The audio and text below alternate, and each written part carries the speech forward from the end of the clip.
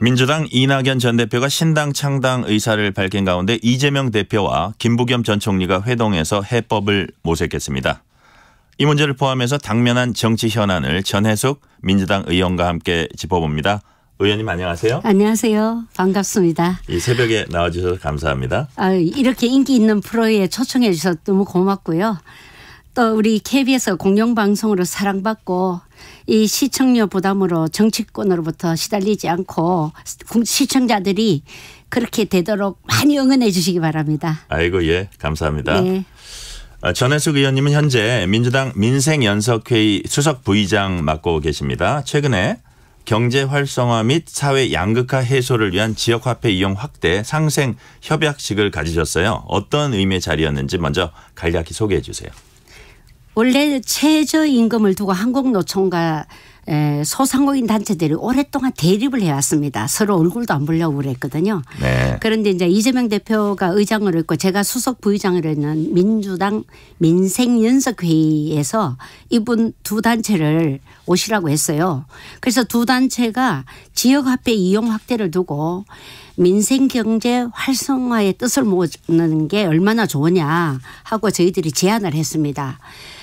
왜냐하면 소상공인들도 지금 골목상권이 다 죽고 있는 상황인데 한국노총이 앞장서서 지역화폐를 많이 적극적으로 활용해 준다면 골목상권과 소상공인이 살아날 수 있다. 네. 그렇게 해서 저희가 MOU로 해서 상생협약식을 소상공인 단체와 한국노총이 함께 하게 됐습니다. 그거는 앞으로도 이 노동자와 소상공인이 함께 할 수 있는 계기를 마련했다는 의미에서 굉장히 의미가 깊다고 생각하고요. 이번에 지역화폐 관련해서 윤석열 정부가 아주 삭감했는 것을 저희가 3천억 원 정액해서 제가 이것을 추진했는 사람으로서 굉장히 뿌듯합니다. 네. 또 하나 올해 의정 활동하시면서 가장 기억에 남는 일이 있다면 어떤 게 있었을까요? 특정 건축물 강제 이용금이 법안이 벌금을 주는 것은 통과되고 양성화를 시켜주는 것은 통과가 안 돼서 많은 사람들이 피해를 보고 있습니다. 그래서 저희가 국회 대의회실이 보통 500명이 들어가잖아요. 근데 제가 이걸 토론을 했더니 800명이 들어와서 마지막까지 남성분들까지 엉엉 울면서 양성화 시켜달라고 하는데 국토부가 아직 말을 안 들어주곤 하지만 저는 이분들 구제를 해줘야 된다고 생각하고 있고요. 그리고 카카오 택시의 그 불합리한 수수료 문제는 우리 국민들이 다 알고 계시지 않습니까? 이런 불공정 배차 문제 이런 것을 제가 민생연석회의도 있지만 국회 예결위에서 이 문제를 질의를 했습니다. 질의를 해서 상생협약을 이끌어내는데 역할을 좀 했다는 게 굉장히 뿌듯하고요. 또 하나는 우리 예전에 저희 KBS 라디오에서도 이 문제를 저하고 같이 해줬는데 부양의무자 기준 폐지 법안을 그 당시 제가 발의를 했더니 너무 좋은 거라고 KBS 라디오에서 불러서 이거는 꼭 통과시켜야 되는데 통과가 안 됐습니다. 그래서 그게 한 10년 정도 끌었어요. 네. 끌고 나서 지금 이번에 중증장애인에 한해서만 부양의무자 폐지 기준을 하는 것을 법률로 통과시켰다는 것은 굉장히 뿌듯하고 제가 국회의원 하면서 중증장애인과 그 가족들이 최소한의 삶을 유지할 수 있도록 기본 정부 지원 기틀을 만들었다는 게 굉장히 보람이 있습니다. 네 그렇군요. 어제 이제 민주당의 가장 눈에 띄는 뉴스는 이재명 대표와 김부겸 전 총리의 회동이었습니다. 이 회동에서 김부겸 전 총리 이전 대표 측 그러니까 여기서 이전 대표는 이낙연 전 대표 측과 물밑 대화를 하라고 이제 이재명 대표에게 주문을 했고요.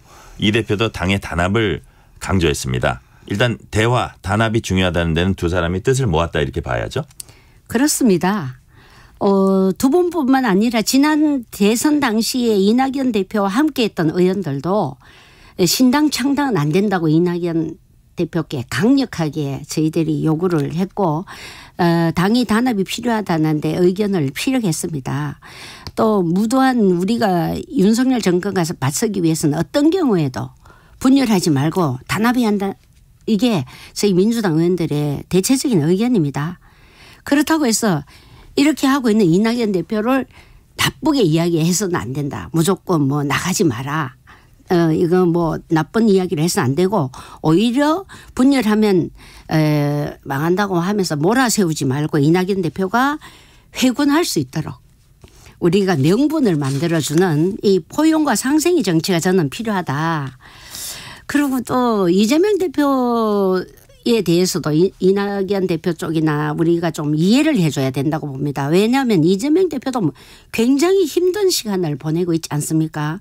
검찰은 명색이 공당이 대선 주자고 또 당대표인 사람에게 수년간 틀어도 안 나오는 범죄 혐의를 찾아서 망신주기식 소환을 반복하고 300번도 넘는 압수수색을 벌였습니다. 나는 이게 기네스북에 오를 일이라고 보거든요.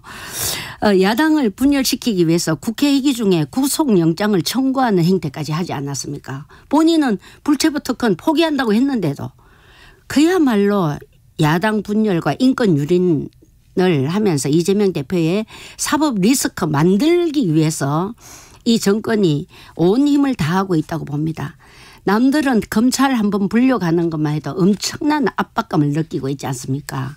우리 검찰 한번 불러보세요. 얼마나 시달려요. 그런데 이재명 대표는 수도 없는 것을 이 당하는 고통을 볼 때 저는 솔직히 옆에서 볼 때는 안쓰럽고 저걸 어떻게 버티나 이렇게 하기 때문에 이재명 대표에게도 이렇게 외부에서 주는 사법 리스크를 가지고 이거 사법 리스크 때문에 당신은 안 된다 하면 저는 이것도 좀 우리가 고쳐야 될 일이다. 서로 상대의 아픔을 헤아리고 상대의 입장을 이해하는 것이 두 분에게 또 필요하다. 저는 그렇게 생각합니다. 네.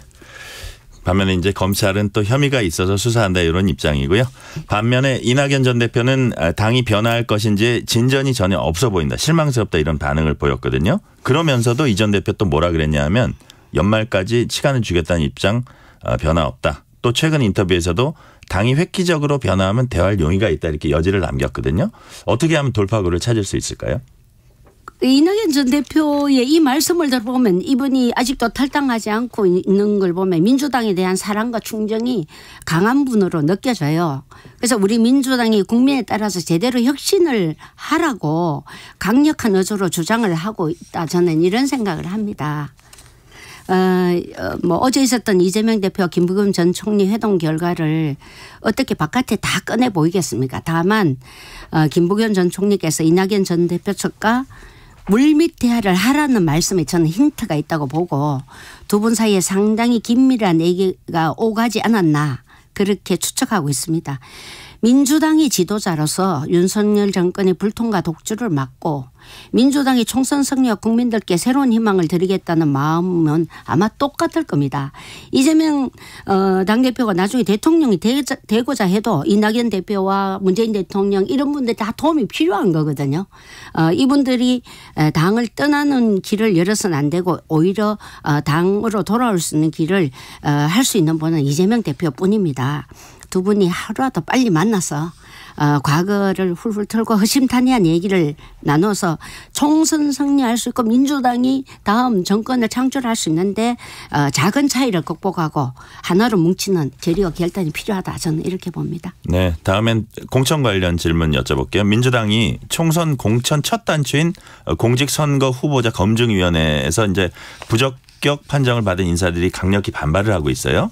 최영 전 고양시장 등은 반명, 비명기에 대한 공천 학살이 시작된 게 아니냐고까지 이제 주장을 했습니다. 이 상황은 어떻게 보세요? 저도 공천 심사를 해보지만 탈락한 후보들은 다 불만이 많습니다. 그렇기 때문에 당장 몇 가지 사례만 가지고 친명은 적격, 비명은 부적격이다 이렇게 일반화하고 계파 갈등이라고 하기에는 아직 사례가 너무 적다는 말씀을 제가 드리고 검증 결과에 납득이 가지 않으면 재심 절차를 밟으면 될 거고 당원이나 국민들이 납득할 만한 사유가 있음을 재심위원회가 명확하게 밝혀주는 것이 필요하고 그 당도 이런 것을 투명하게 운영하고 오히려 이런 이야기가 나오지 않도록 하는 게 좀 필요하다 이렇게 생각합니다. 네, 뭐 지금 말씀하신 대로 사례가 많이 나오지는 않았어요. 그런데 이제 비명계 의원들이 또 최강욱 전 의원의 암컷 발언 옹호하다가 이제 민주연구원 부원장 사퇴한 남영희 전 부원장이 있거든요. 이런 분들이 어떻게 적격 판정 받았냐 이렇게 구체적인 사례를 또 제기하기도 합니다. 그런 부분은 어떻습니까? 이재명 대표가 공천 과정에서 본인의 측근은 뭐 더 엄격히 심사하라고 지시했다고 합니다. 앞서 말씀드린 것처럼 현재 상황에서는 소수 사례를 일반화하는 것은 좀 비약이 아닐까. 좀 더 지켜보시죠. 예. 네. 아울러서 이제 비명계 원칙과 상식 그 의원들 있지 않습니까? 네 분이요.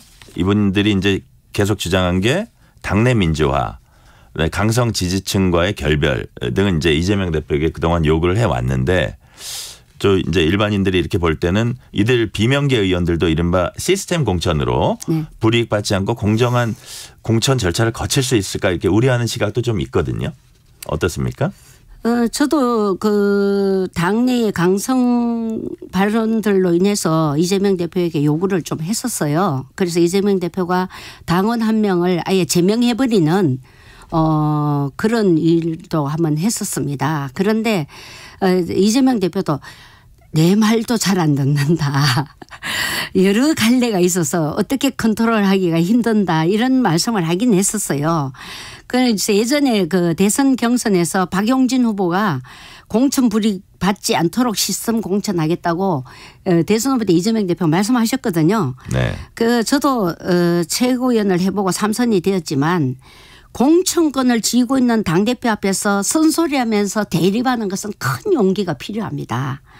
이런 공천 상황이지만 최고위원을 비롯한 의원들이 당대표 거수기만 하면 당의 건전성이 훼손되거든요.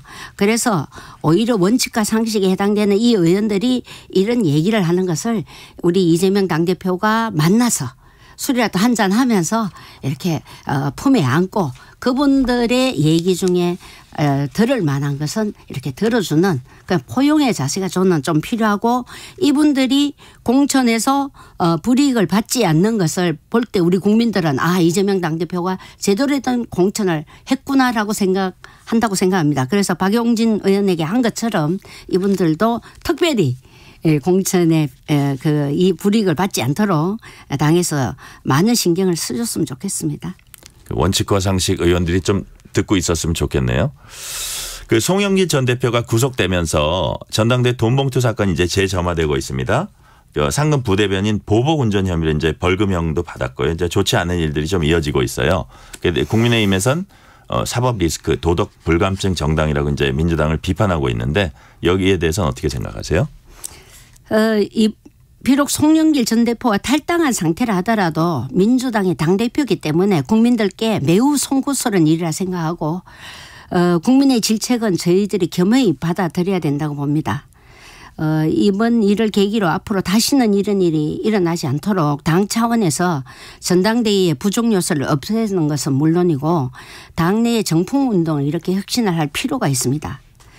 그러나 국민의힘에서 사법 리스크니 도덕 불감증이라고 비판하는 것은 상당히 받아들이기 힘듭니다. 오히려 우리를 비판하기 전에 김건희 여사의 도이치모터 주가 조작 사건, 지인 동반한 해외 순방, 관저공사 수의계약 특혜 논란, 무엇보다 대통령 당선 이후 수백만 원 호가는 명품백을 수수한 것에 대한 입장을 명백히 밝혀야 한다고 봅니다. 윤석열 검찰 정권은 야당이 사법 리스크를 보이도록 공당 대표를 300여 회나 압수수색하고 송영길 전 대표를 비롯한 야당 의원들은 국회 사무실까지 압수수색하는 과잉 수사를 통해서 야당을 부도덕한 집단으로 몰아가고 있습니다. 기자를 해보셔서 아시겠습니다마는 어지간해서 국회의원 사무실은 압수수색을 잘 안 하거든요. 이걸 지금 그냥 밥 먹듯이 하고 있습니다. 그런데 윤석열 대통령 장모건과 처남 김건희 여사 건은 수사 진행도 느리고 제대로 하고 있지도 않습니다. 게다가 한동훈 법무부 장관은 주가 조작 사건 특검조차 거부하고 있지 않습니까? 검찰이 이중잣대를 국민들께서 알고 있으리라고 저는 봅니다. 한동훈 장관 질문은 조금 이따 할게요. 마지막으로 민주당 질문 하나 더 하면 이 와중에 이제 86 운동권 정치인들 청산론이 또 나오고 있어요. 전당대 돈봉투 사건 혐의자 대다수가 이제 80년대 학번 60년대생이라는 건데 여기에 대해서 우상호 의원, 임종석 전 실장 등은 어떤 개인적인 사건을 집단의 일로 비화해서 싸잡는 건 맞지 않는다. 이렇게 반박을 했습니다. 어떻게 보세요? 저 역시 우상호 의원 견해와 크게 다르지 않습니다. 개인이나 소수의 문제가 있다고 해서 뭐 세대나 집단자태를 확대해서 일반에 매도하는 것은 동의하기 어렵습니다. 네. 현재 정치권에서 가장 주목하고 있는 건 뭐니 해도 이제 한동훈 장관에 거칠 겁니다. 비대위원장으로 추대되는 게 사실상 결정됐다는 이제 보도도 나오고 있거든요. 그런데 민주당 일각에서 한동훈이 나오면 땡큐라는 말이 나옵니다. 민주당이 왜 반긴다는 거죠? 글쎄 비대위원장이 누가 되든 뭐 땡큐다 이렇게 표현하는 거는 적절치 않은 것 같아요. 다만 부실한 인사검증으로 국민을 실망시킨 한동훈 법무부 장관이 김건희 여사 주가 조작 사건을 비롯한 비리 조사에 이제는 공직자의 본분도 있고 수사 가이드라인을 제시하는 잘못을 저지르고 있습니다. 한동훈 장관이 엊그제 김건희 특검법에 대해서 악법이라고 규정했지 않습니까? 많은 국민들이 김건희 여사의 명품백 수수 의혹에 의구심을 나타내는데 한 장관은 또 몰카 공작이라고 규정하고 있습니다. 지금 본인이 법무부 장관인데 이 수사 가이드라인을 이렇게 이야기해도 되는 겁니까? 이런 분이 비대위원장이 되면 어떤 비대위가 될지 뻔하지 않습니까? 국정 운영 실패에 큰 책임이 있는 한동훈 장관을 전면에 내세운다는 것은 국민들께서도 이해하기 어려운 상황이라 생각합니다. 결국은 국민들께 지지받지 못하는 비대위원회가 되지 않을까 저는 그렇게 생각합니다. 네, 그렇게 말씀해 주셨고요. 반면에 이제 여권에서 가장 지명도 높고 인기 높은 이제 퍼센트가 나오는 사람이 이제 한동훈 장관이잖아요. 그래서 선거 전면에 나선다는 거는 한편에서 민주당 입장에서도 이제 부담되는 측면도 있긴 있을 겁니다. 특히 이제 때릴수록 커진다 이런 경험이 이제 윤석열 대통령 대선 후보 시절에도 있었기 때문에 결국 총선에서 진검승부가 벌어질 것이다 이런 관측도 있어요. 어떻게 보십니까?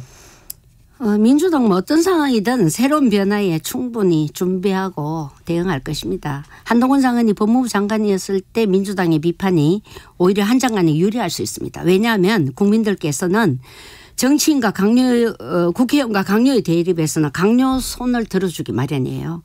그러나 국민의힘 비대위원장이 되는 순간 상황은 저는 달라지리라고 생각합니다. 그렇군요. 예. 오늘 말씀 여기까지 듣겠습니다. 지금까지 민주당 전혜숙 의원이었습니다. 감사합니다. 네, 감사합니다. 특집 KBS 1라디오 오늘 1부 여기서 마치고 2부가